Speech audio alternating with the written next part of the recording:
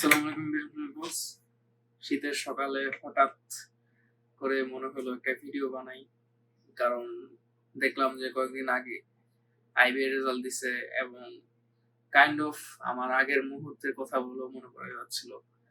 তো এই ভিডিওটা স্ক্রিপ্টেড না, প্লাস হলে গিয়ে আমি আগে কোনো স্ক্রিপ্টও বানাই নাই। প্লাস ভিডিও শুরু হওয়ার আগে আমি বলে রাখি আমার এই ভিডিওতে কোনো মনিটাইজেশনও থাকবে না, প্লাস হলে আমার আপাতত কোনো কোর্সও চালু নাই, কিছু নেই। আমি জাস্ট খালি হালকা হালকা টিউশনি করি, তাও ক্লাস 9 এ টিউশনি করাই। মেইনলি আজকের এই ভিডিওতে আমার যে ড্রব্যাকস গুলো ছিল, প্লাস হলে গিয়ে আইবিএ ফেইলিয়ারের মাধ্যমে কিভাবে আমার লাইফটাকে back pi, plus specially how I got into JU, plus into মানে আমার জীবনের আপস এন্ড ডাউনস এর কথাগুলো হালকা পাতলা বলবো। মেইনলি কখনো ভাবি নাই যে এরকম একটা ভিডিও বানাবো, কারণ আমি আসলে মানে ক্যামেরার সামনে তাকায় কথা বলতে পারতেছি না, কারণ এসব যে পার্সোনাল ইমোশনাল থিংস মানে বিক্রি করে খাবো এরকম মেন্টালিটি আসলে আমার ছিল না কখনো। প্লাস হলে গিয়ে আজকেই মেইনলি হালকা পাতলা বোঝাবো কেন আমি আইবিএ তে না চান্স পেয়েও, আইবি এর স্টুডেন্ট না হয়েও আমি কেন আইবি রিলেটেড ভিডিওস বানাই। তো প্রথমে যদি শুরু করি, সরি কারণ ক্যামেরার দিকে তাকাইতে পারতেছি না, কারণ এটা অনেক আমার আমি যেমন ধরেন এটা শুরু করার আগে প্রায় 3-4 বার চেষ্টা করছি নিজেকে ইমোশনাল ভাবে ঠিক রাখার। তো শুরুতেই বলতে চাই যে আমিও অনেক পাগল ছিলাম আইবির প্রতি। শুরু তোমরা যারা ভিডিও দেখতেছো অথবা আপনারা যারা ভিডিও দেখতেছেন, জানি না কখন দেখতেছেন, ডিপেন্ড করে টাইম লাইনের উপরে। তো আমার কাইন্ড অফ আরো পাগলামি ছিল, কারণ আমার আইবি এর ইচ্ছা ক্লাস 9 থেকে ছিল। Class 9 that means 2019। এখন কেন তখন ছিল, কারণ আমার একটা টিচার ছিল, আইবি এর টিচার। উনি হলে গিয়ে আমার লাইফে এসে একদম মানে উল্টাই দিছে লাইফটা। মানে আমি কাইন্ড অফ আগে কিরকম ছিলাম, রিচ স্পয়েলড কিড। তো ওনার আইবি এর যে আইডিওলজি, মানুষের যে আইডিওলজি, এগুলো আমাকে অনেক অভিভূত করছে যে একটা মানুষের আইডিওলজি কিরকম, এত চেঞ্জ কিভাবে হতে পারে। মানে আইবি এর মানে একটা জিনিস যেটা নোটিস করছি, আইবি এর যদি একটা ছেলেকে তুমি 50 জনের মধ্যে ঢোকাও, তুমি ওই 50 জনের মধ্যে ওই একটা ছেলেকে আইডেন্টিফাই করতে পারবা। মানে তাদের পার্সোনালিটি এতটা সুন্দরভাবে বিল্ড আপ করা হয়। তো তখন ধরো একটা ছেলে মেয়ের, তখনও আইবি এতটা পপুলার ছিল না যতদূর জানি। এখন ধরো যতটা তোমার বলে ইউটিউব, তারপর এডটেক আসার পর যতটা পপুলার হয়েছে, তখন থেকেই আমার আইবি এর ইচ্ছা ছিল। এন্ড তারপর অনেকের ইচ্ছা থাকে যে মেডিকেল পড়ার, ইঞ্জিনিয়ারিং পড়ার, কিন্তু আমি একলা এক্সেপশনাল ছিলাম যার ইচ্ছা ছিল আইবি প্রিপারেশন। তো 2019 সালের পর যখন মানে 2019 সালে আসলে তখন ক্লাস 9 এ পড়তাম। ক্লাস 9 এর থেকে মানে ঠিক করছিলাম প্রিপারেশন নিব ক্লাস 10 এ, স্কুলের পর অবশ্যই ক্লাস 10 পর্যন্ত। কিন্তু ক্লাস 10 এর পরেই আমি মেন্টরসে ভর্তি হয়ে যাই। যদিও আইবি প্রিপারেশনে মেন্টরসে মেইনলি ভর্তি হইলি আমার ইংলিশ স্পোকেনটা বাড়ানোর জন্য, পাশাপাশি আমার ইংলিশ রাইটিংটা বাড়ানোর জন্য। আমি মেন্টরসে ইংলিশ স্পোকেন কোর্স করছি, যেখানে আপনার প্রায় থার্ড হয়েছিলাম কোর্সে। এন্ড পাশাপাশি ইংলিশ ওখানে গ্রামার ফাউন্ডেশন কোর্স ছিল, ফাউন্ডেশনও কোর্স করছি এসএসসির পরে। তাও কিসের জন্য? আইবি এর জন্য। তো ওইটা গেল পরের কথা। পরে এইচএসসি লাইফ আসলো, কলেজ লাইফ মেইনলি। কলেজ লাইফে ছোটখাটো একটা ধাক্কা খাই বন্ধু বান্ধব নিয়ে, তো যার কারণে ওইটা পরের কথা হবে, পরে একটা ভিডিওতে বলবো অথবা যদি সময় পাই। মেইনলি হলে গিয়ে তো আমার আইবির এমনি তো ধরেন কাইন্ড অফ তখন ডিপ্রেশনে চলে যাই, পড়াশোনা ছেড়ে দিই। কিন্তু আমার আইবি এর চিন্তা ভাবনা তখন ছিল। কলেজের লাস্টের দিকে মাথায় আসলো যে why am I wasting my life. তো তখন 3 মাস, লং স্টোরি শর্ট, 3 মাস এইচএসসি পড়ি, 3 মাস এইচএসসি পরে এইচএসসি রেজাল্ট আসে 4.67। কিন্তু আমার আইবি এর প্রিপারেশন আগে থেকেই অনেক ইচ্ছা ছিল। আইবিএতে আমি যে আইবিএতে পড়বো, আমি ডিপ্রেশনের টাইমে ঠিক করছিলাম যে আমি আইবিএতে পড়বো, এইচএসসি পড়াশোনার প্রতি আর ফোকাস কম ছিল, কারণ আমি সায়েন্সে ছিলাম। তো তারপর যে কাহিনীটা হলো যে এইচএসসির পরে, এক্সামের পরে আমি জানতাম যে আমার এইচএসসি তে পাস হবে না। তো তারপর থেকে আইবি প্রিপারেশন শুরু করি, মেন্টরসে পড়তে হয়, বাসায় ইভেন বাসায় ধরো অনেক টাকা দিয়ে টিচারও রাখি, একজন পার্সোনাল লাইব্রেরি টিউটর রাখি। তো লং স্টোরি শর্ট, ওইসব না, আরো ভিডিও বানানো যাবে। লং স্টোরি শর্ট, আমার আসলে আইবি এক্সামের ঠিক 5 দিন আগে আমার লাইফে একটা অনাকাঙ্ক্ষিত ঘটনা ঘটে, যেগুলো ধরো পার্সোনাল বিষয়ে ইউটিউবে দেওয়া যায় না। তো আমি এক্সকিউজ দিব না, বেসিক্যালি আমি চান্স পাইনি। তো আমি যে এত ভালো প্রিপারেশন নিয়েছিলাম, আমার একটা প্রিপারেশন উল্লেখ দিই। যেমন ধরো আমি ছবিও তুলে রাখছিলাম, যখন আমার তখন থেকে প্ল্যান ছিল আইবির জন্য ভিডিও বানাবো, তখন থেকেই ইচ্ছা ছিল আইবির জন্য ভিডিও বানাবো। তো আমার প্রোগ্রেসের ছবি তুলে রাখতাম যে হ্যাঁ আমি একদিন আইবিতে পড়বো। যেমন ধরো আয়নাতে আমি ভোকাবুলারি লেখা রাখতাম। তারপর আমার দেয়ালের উপরে একপাশে আইবি এর যে ফ্যাকাল্টির যে ছবিটা আছে, এখনো আছে, মানে এখন ছিঁড়ে ফেলছে যদি, মানে ছবিটা আছে, ফ্যাকাল্টির একটা ছবি থাকতো, নিচে মানচিত্র ছিল, পাশে ডিউর ছবি ছিল। প্রতিদিন উঠে ওটা ছবিটা দেখতাম আর প্রতিদিন পড়তাম। মেন্টরস ও মক টেস্টে ভালো ছিল, কিন্তু আমার লাস্টে আইডিয়া হয়নি।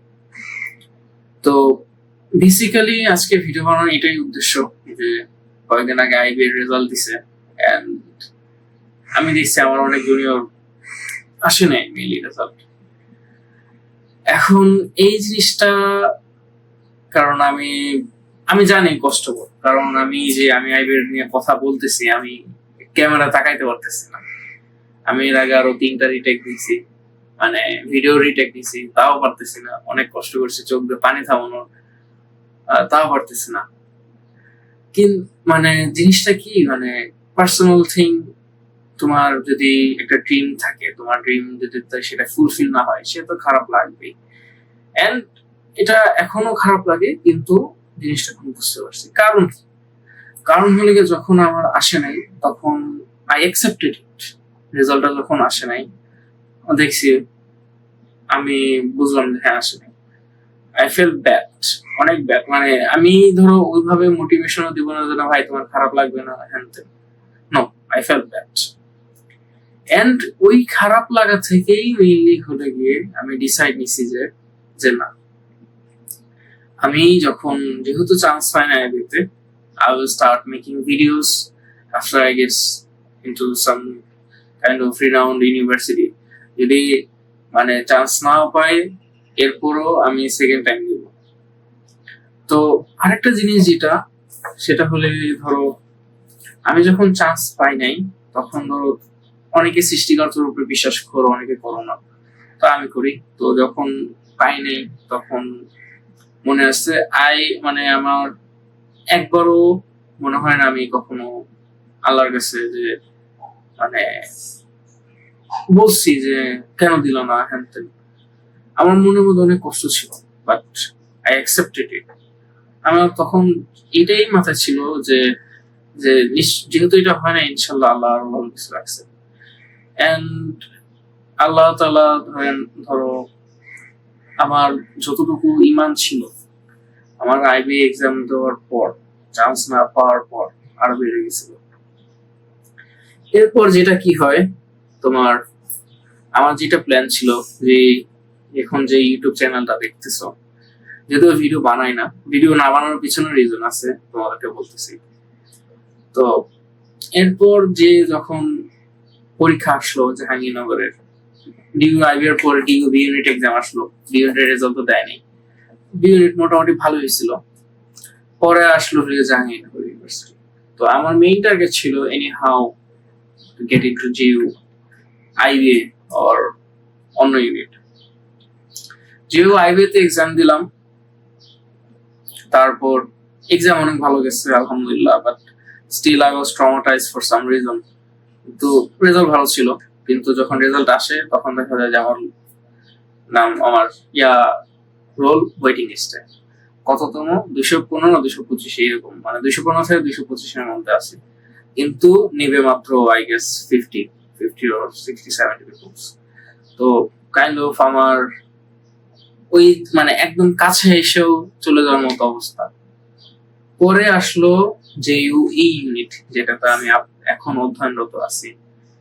জাহাঙ্গীরনগর ইউনিটের শেষ পর্যন্ত যখন পরীক্ষা দিছি না, আমার চিন্তা ছিল যে আমার লাগবে এনি হাউ। তো এটা নিয়ে পরে আর একটা ভিডিও বানাবো, কিভাবে জানি ওই ইউনিটে চান্স পেয়েছিলাম, কিভাবে তোমাদের জন্য সুযোগ করে দেওয়া যায়। তো মেইনলি আজকে ভিডিও বানানোর রিজনটা কিসের জন্য? রিজন এইটাই যে তোমাদেরকে বোঝানো যে সাকসেস, মানে এখন যদি সাকসেসের সংজ্ঞাও দিতে যাও, I do not believe in just খালি একটা ভার্সিটির চান্স পাওয়া একটা সাকসেস, মানে সাকসেস কিন্তু তোমার পার্সপেক্টিভ। যেহেতু তোমরা এখন ধরো যারা ভিডিও দেখতেছো ম্যাক্সিমাম ধরো অনেক আইবি পাইছো, অনেক আইবি পাও নাই। তো যারা ধরো আইবি পাও নাই তাদের উদ্দেশ্যে সাকসেস আমার কাছে লাগে, অলওয়েজ লাগে, এখনো বিশ্বাস করি সাকসেস ইজন্ট অলওয়েজ লিনিয়ার, মানে একটা সরল রেখার পথে যাবে না।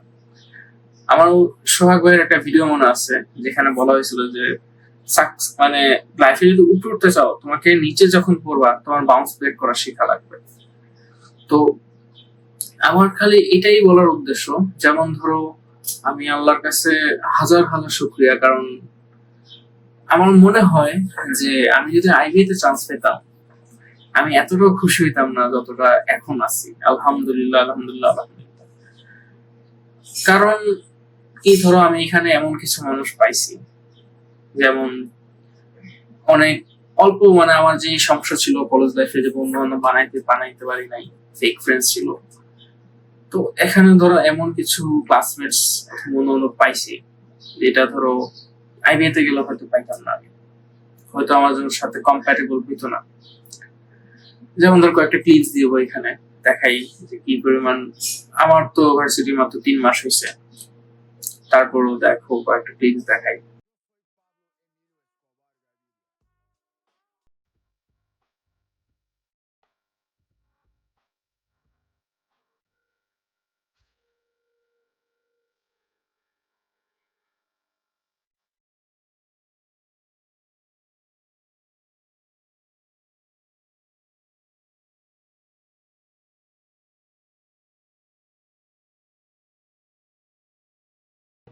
এছাড়াও অনেকে অনেক কিছু বলতে পারে যে ভাই ফার্স্ট ইয়ারে তো সবাই ফেস করে পারবে না।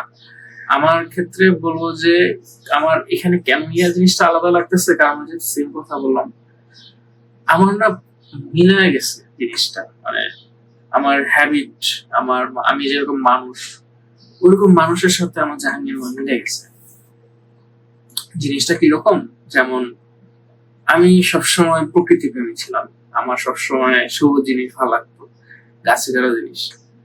তো এখন যখন ধরো 1.5 ঘন্টা জার্নি মিরপুর থেকে জার্নি করে, অথবা 1.5 ঘন্টা 1 ঘন্টা ধরো বনশ্রী থেকে জার্নি করেও যে কষ্টটা লাগে যখন আমি জাহাঙ্গীরনগরের ডেইরি গেট দিয়ে ঢুকি, আমি যখন ওই প্রকৃতির ভিতর দিয়ে যাই, আমার না মনে হয় যত ধরনের অশান্তি আছে সব। আর আমার আরেকটা reason why I don't make videos anymore, because আমার ভিডিও বানানোর মেইন টার্গেট ছিল যে যারা আইবিএতে পড়তে চায় অথবা যারা আইবিএতে চান্স পাইতে চায় তাদের জন্য পথটা সহজ করে দেওয়া। কারণ আমি না কোনো কোর্সও মানে বানাই নাই, অলওয়েজ ফ্রি ভিডিওস। এন্ড আমি যখন জাহাঙ্গীরনগর ঢুকে যাই আমার কাছে না আর আইবিএ জিনিসটা আর ফ্যাসিনেশন করতো না। হয়তো এখন করতেছে, কারণ তোমাদের রেজাল্ট দেখে অনেক নিজের মেমোরিজ এসে পড়লো যে আমি আইবিএতে পাই নাই। তো আমার কাছে লাগে যে খালি যে আইবিএ পাই নাই আমার জীবনটা ধ্বংস, এরকম যদি তোমরা যেটা ভাবতেছো, তোমাদের সামনে একজন রক্তে মাংসে গড়া মানুষ বসে আছে।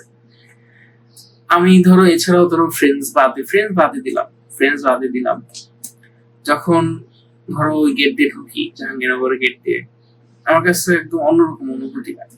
মনে হয় যে না, আল্লাহ তাআলা আমাকে এই জায়গাটাই বরাদ্দ করে রেখেছিলেন। পাশাপাশি আমি ধরো আমি আগের থেকে অনেক বেশি পরিমাণে অ্যাক্টিভ ছিলাম এক্সট্রা কারিকুলার অ্যাক্টিভিটিসে। তো জাহাঙ্গীরনগর ঢুকে সঙ্গে সঙ্গে ডিবেটে ঢুকি, তারপর তারপর ক্যারিয়ার ক্লাবে ঢুকি। তো এখানকার পরিবেশ প্লাস সিনিয়রসরা এত এত এত বেশি হেল্পফুল। ধরো এখন বলতে পারো ভাই আপনি তো ঢুকেন না ডিউ আইবিএতে আঙ্গুর ফল টপ টাইপের, জিনিসটা আসলে ওরকম না।